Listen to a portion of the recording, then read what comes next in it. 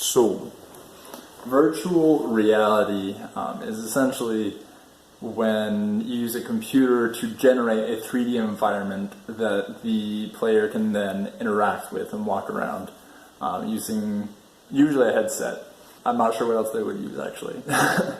But actually this last semester within the UVU animation department that I'm in, we made some virtual reality simulations for the nursing department for both UVU and UAB, where the could go through and get the medications and interact with the patient and fix up the hospital room for training purposes, but that way they didn't have to actually get a patient for the training or use any of the resources or deal with any of the hazardous situations with the medications and stuff like that, making sure that they get the right ones.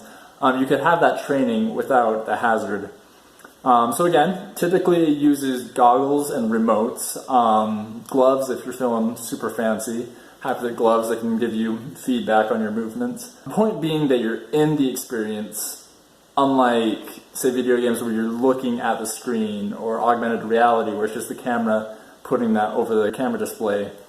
It usually works through two lenses within the headset, which give you a depth of field on the screen.